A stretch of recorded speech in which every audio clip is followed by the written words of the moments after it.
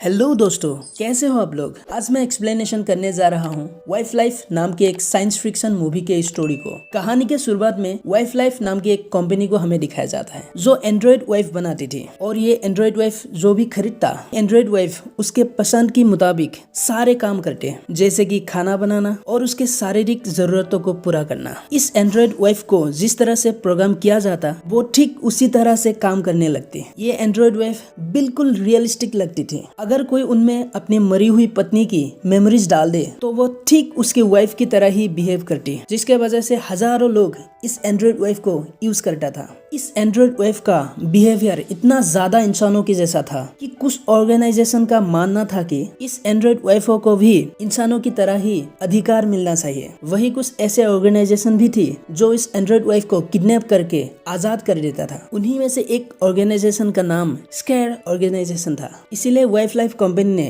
कुछ recovery agent higher कर रखे थे जिसका काम उसे वापस लाना होता था। विलियम भी ऐसे ही एक एजेंट था जिसने बहुत सारे एंड्रॉइड को वापस लाने में कामयाबी हासिल की थी। उसके काम से खुश होके वाइफ लाइफ कंपनी के सीईओ मेरियन कहता है कि उसे उसकी मरी हुई पत्नी की चिंता नहीं करना चाहिए, क्योंकि कंपनी ने उसके मरी हुई वाइफ और उसके मेमोरी के साथ एक नई एंड्रॉइड डिवाइस तैयार किए हैं जो उसे बिल्कुल अपनी पत्नी मेरिडिथ की तरह प्यार करेगी। विलियम इस नई मेरिडिथ को घर लेके आता है और उसे अपने पत्नी की पुराने कपड़े पहना कर एक्टिवेट कर देते हैं। यहाँ पर एंड्रॉइड के हाव भाव थोड़ा अटपटे थे, जहाँ पर मैं की जगह मेरिडिक्ट बोलते थे। विलियम मेरिडिक्ट को सांस लेने, जगने, चलने के लिए गाइड करते हैं। विलियम को लगता है कि थोड़ी देर के बाद मेरिडिक्ट सारी चीज धीरे धीरे सीख जाएगी और बिल्कुल उसके पत्नी जैसा व्यवहार करेगी और किसी को पता भी नहीं चलेगा कि वो एक एंड्रॉइड है। जब रात होती है वो संबंध बनाने के लिए बिल्कुल तैयार हो जाती है। विलियम सारे इंटीमेसी सेटिंग करने के बाद भी नर्वस था। वो मेरिडिक्ट के साथ इंटीमेसी करने में अनकंफर्टेबल था, लेकिन मेरिडिक्ट इस सिचुएशन को संभाल लेती है और अपने पति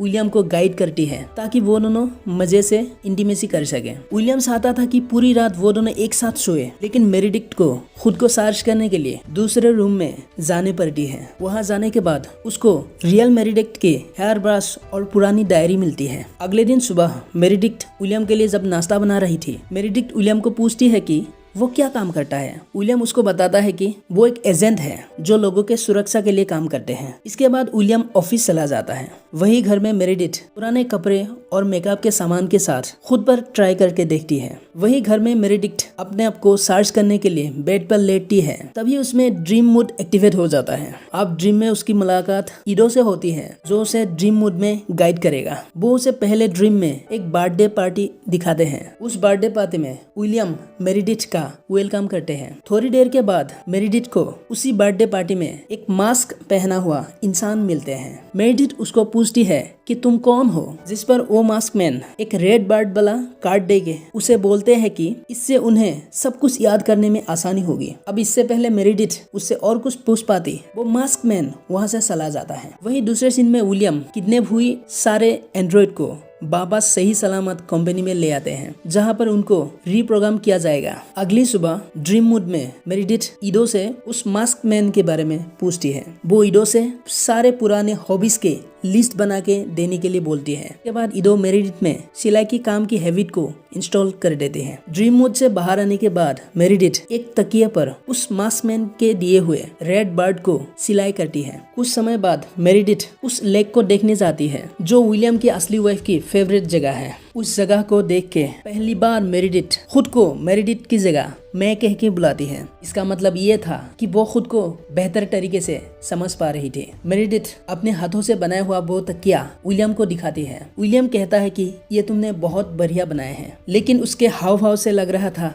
कि वो झूठ बोल रहा था। विलियम उसके वाइफ को याद दिलाता है कि एक दिन दोपहर जब वो उनसे मिले थे तब वो एक पार्क पे एक बेंच पे बैठ के किताब पढ़ रही थी। मेरिडिथ अपने मेमोरीज में वो बेंच वाली घटना को फिर से रिवाइंड करके देखती है, पर उसकी ओर आने वाले वो आदमी का चेहरा उसको दिखाई नहीं देती है। कुछ देर के बाद मेरिडिथ जब चार्ज लेने के लिए अपने बेड पर लेटती है तब वो रियल मेरिडिथ की डायरी पढ़ने लगती है। डायरी के हर पन्ने में अपने लव को पाने की खुशियों से भरे हुए रोमांटिक रोमांटिक वर्ड से भरे पड़े थे, जिससे पढ़कर वो इमोशनल हो जाती है। यहाँ पर मेरिडिथ विलियम के रियल वाइफ के मेरिडिथ के बारे में और ज्यादा जानने के लिए चार्जिंग बेड पर लेटकर सेल्फ एक्सप्लोरेशन मूड को एक्टिवेट कर देती है, लेकिन वो ऑन नहीं हो पाता। इसके बाद मेरिडिथ ड्रीम मूड एक्टिवेट कर देती है। ड्रीम में जाने के बाद ईडो समझ नहीं पाता कि मेरिडिथ के कुछ फाइल ब्लॉक क्यों हैं। ईडो मेरिडिथ को अपने मेमोरीज के सारे फाइल्स दिखाते हैं और उसमें से एक रैंडम फाइल को सुनने के लिए बोलते हैं, और इसमें से मेरिडिथ एक रैंडम मेमोरी को सिलेक्ट करती है और ईडो उसको इस मेमोरीज के ड्रीम में ले जाती है, जहां मेरिडिथ खुद को एक बेंच पर बैठा पाती है। लेकिन वो विलियम की जगह उस मास्क मैन को फिर से देखती है, जो उसको पकड़ के बोलते हैं कि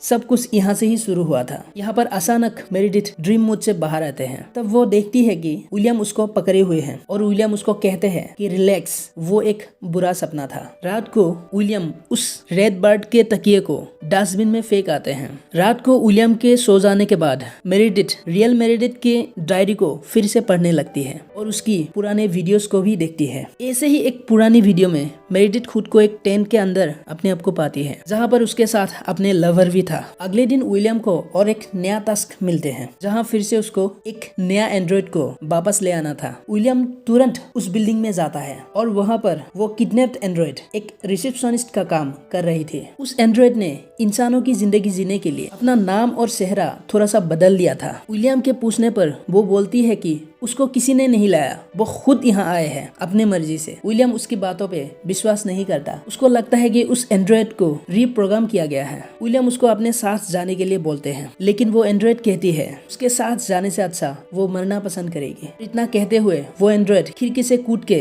अपनी जान दे देती है। और दूसरी साइड मेरिडिथ अपने घर पे रियल मेरिडिथ की पुरानी डायरी में से लव स्टोरी पढ़ रही होती है, जिसमें लिखा था वो अपने प्यार के साथ भाग जाना चाहती थी। कुछ टाइम के बाद मेरिडिथ और एक नए तकिए में रेड बर्ड की सिलाई करती है। जब विलियम घर आता है तब विलियम ये देख के थोड़ा घबराया हुआ होते हैं, क्योंकि वो फिर से वो रेड बर्ड तकिए पे बनाने लगी थी। ये सब देखकर विलियम अपने एक दोस्त को बोलते हैं कि मैंने मेरिडिथ को अपने टीम में उस मास्क मैन से बचाने की बहुत कोशिश की है, लेकिन लगता है मेरिडिथ को उन लोगों ने हैक कर लिया है। तब वो मेरिडिथ के ड्रीम को लाइव देखने के लिए खुद के साथ कनेक्ट कर लेते हैं। विलियम अपने दोस्त से कहते हैं हमें उस मास्क मैन के लोकेशन में जाने के लिए मेरिडिथ के ड्रीम में जाना पड़ेगा। अब विलियम और उसके दोस्त उस मास्क मैन को ट्रैक करने के लिए वो लोग मेरिडिथ को ड्रीम मूड में भेज देती है, जहां पर ईडो मेरिडिथ को एक स्केलेटन ड्रेस दे के एक अनजानी सुनसान ड्रीम में ले जाते हैं, जहां पर ड्रीम में मेरिडिथ अपने आप को एक भूतिया घर में पाती है, जहां पर चारों तरफ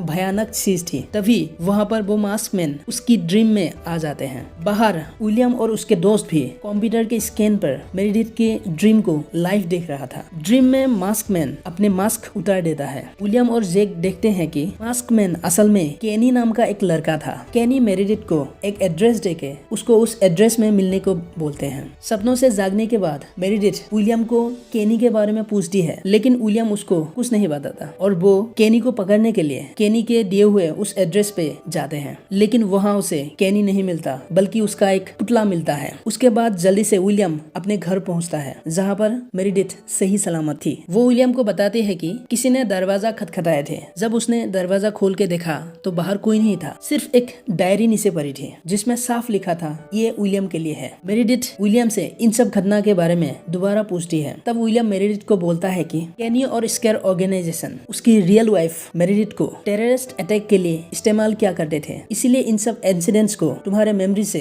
डिलीट कर दिया गया है, ताकि तुम खुद को हजारों लोगों की मौत का जिम्मेदार ना ठहराओ और अपने आप में ही दुखी ना हो। विलियम अपने दोस्त को फोन करके कहते हैं कि केनी ने मेरिडिथ को हैक करके रखा है, इसीलिए उसे हमारे हर हरकत पहले से ही पता चल जाता है, इसीलिए हम लोगों ने उसे पकड़ नहीं पाए। वो अपने दोस्त से कहता है कि मेरिडिथ को फिर से रीसेट करने के लिए कंपनी में ले जाना पड़ेगा, लेकिन इससे पहले मैं मेरिडिथ के ड्रीम में फिर से जाना चाहता हूँ और केनी से कुछ बात करना चाहता हूँ। इसके बाद विलियम के दोस्त मेरिडिथ और विलियम को ड्रीम मूड में एक साथ कनेक्ट कर देते हैं। यहाँ पर मेरिडिथ की बैटरी लो थी, इसलिए विलियम बोलते हैं कि जब मेरिडिथ की बैटरी 10% पे पहुंच जाए तब उसे तुरंत जाग जाना है, और तुम्हारे जाग जाने के बाद भी मैं भी जाग जाऊंगा। अब ड्रीम में देखते हैं कि मेरिडिथ एक जंगल में है, जहाँ उसे केनी देखती है और वहाँ पर विलियम भी आ जाता है। तो मेरिडिथ को वहाँ से भागने के लिए बोलते हैं। मेरिडिथ भागते भागते एक दरवाजे से बर्थडे पार्टी के ड्रीम में पहुंच जाते हैं और उस ड्रीम में ही छुप जाती है। और विलियम केनी के साथ फाइट करने लगते हैं। वो दोनों फाइट करते करते उसी बर्थडे पार्टी में पहुंच जाते हैं जहां पर मेरिडिथ थी। केनी मेरिडिथ से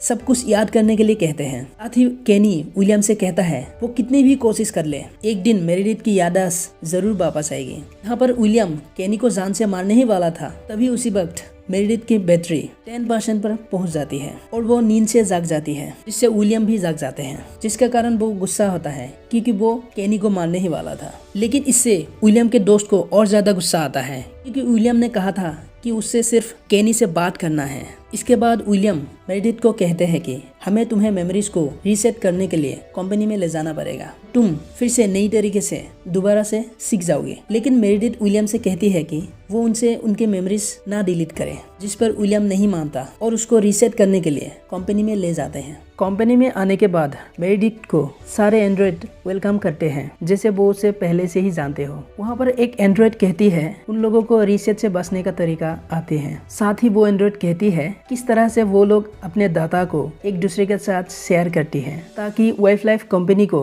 बंद कराने में उनकी मदद कर सके। वो कहती है कि वो लोग टेररिस्ट नहीं हैं, वो लोग सिर्फ एंड्रॉइड को आज़ाद करके उन लोगों को एक अच्छी जिंदगी देने की कोशिश करती है। यहाँ पर सारे एंड्रॉइड ले जाती है और वहाँ पर सब एक दूसरे के डाटा शेयर करती है। यहाँ पर मेरिडिथ ड्रीम मूड में जाकर ईडो से कहती है कि वो उसकी सारी मेमोरीज को रैंडम फाइल में सेव कर दे। इसके बाद मेरिडिथ को रीसेट कर दिया जाता है। वहीं कुछ घंटे के बाद मेरिडिथ एक नई मेमोरी के साथ विलियम के घर में जागती है। रीसेट के बाद भी उन्हें पहले की सारे मेमोरीज याद थे। विलियम पिछली बार की सारे वर्ड उसको बार बार दोहराता है ताकि उनको फिर से पहली वाली मेमोरीज फिर से याद आ जाए। लेकिन तभी उसके दोस्त वहां पर पहुंच जाते हैं, जिससे विलियम मेरिडिथ को रूम में भेज देती है। विलियम के दोस्त उसको एक फाइल दे के बोलता है कि मुझे सब कुछ पता है, मेरिडिथ कभी तुम्हारी पत्नी थी ही नहीं और मेरिडिथ की बॉयफ्रेंड को भी तुमने ही मारा था, इसीलिए हम लोग केनी को कभी ढूंढ ही नहीं पाए क्योंकि वो सिर्फ मेरिडिथ की यादों में ही था।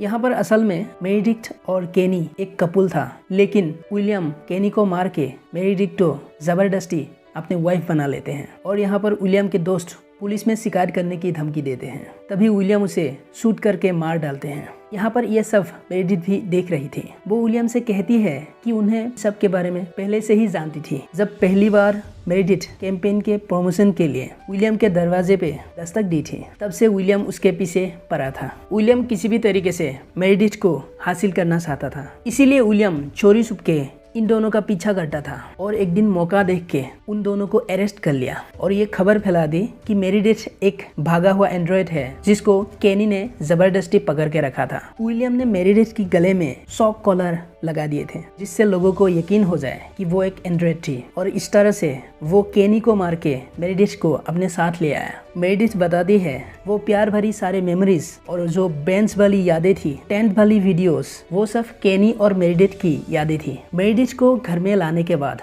विलियम उसको एक अच्छी पत्नी की तरह पाना चाहते थे, लेकिन मेरिडिथ उसे नफरत करती थी और उसकी हर बात का विरोध करती थी। इससे गुस्सा आकर एक दिन विलियम ने रेड बर्ड वाले एक तकिए से उसे मार डाला। उसकी उंगली में एक रिंग डाल दी जिससे कि लोग उसे उसके वाइफ समझे। मेरिडिथ के मरने के बाद जब उसने उसके एंड्रॉइड बनाए थे, मैं सिर्फ वही मेमोरीज डाली थे तो विलियम को पसंद था। ये सभी बात एंड्रॉइड मेरिडिथ से सुन के विलियम घबरा जाते हैं और हैरान होता है कि उसे ये सब कैसे पता चला। विलियम कहने लगता है कि मैंने तुम्हें एक अच्छी वाइफ की तरह एक अच्छी लाइफ देने की कोशिश की है, जहाँ तुम ना ही बीमार होगी ना ही बुरी होगी और साथ ही तुम्हें मेरा अनकंडीशनल प्यार भी मिलेगा। लेकिन ये सब बात एंड्रॉइड मेरिडिथ में कोई असर नहीं करता क्योंकि वो रियल मेरिडिथ और उसके बॉयफ्रेंड का मौत का बदला लेना चाहती थी। वो अपनी सारी एनर्जी को फुल करके विलियम पे अटैक करती है और इसके बाद मेरिडिथ उसकी और केनी की मेमोरीज को याद करके रेड बर्ड वाले तकिए से विलियम का गला दबा के मार डालती है और उसके बाद मेरिडिथ बाकी सारे एंड्रॉइड वाइफ के साथ मिलके प्रोटेस्ट करते हैं ताकि बाकी सब एंड्रॉइड को भी अपने आप को आजाद करने का मौका मिले। दूसरी तरफ वाइल्ड लाइफ कंपनी अपने एजेंट विलियम के मौत के दुख प्रकट करते हैं और उसके दोषियों को पकड़ने की जिम्मेदारी विलियम के एंड्रॉइड को देते हैं। विलियम का एंड्रॉइड वर्जन कहता है कि तैयार हो जाओ, मैं आ रहा हूँ। टीवी में वो इंटरव्यू देख के मेरिडिथ के एंड्रॉइड भी कहती है कि हम भी तैयार हैं और फिल्म यही खत्म हो जाते हैं।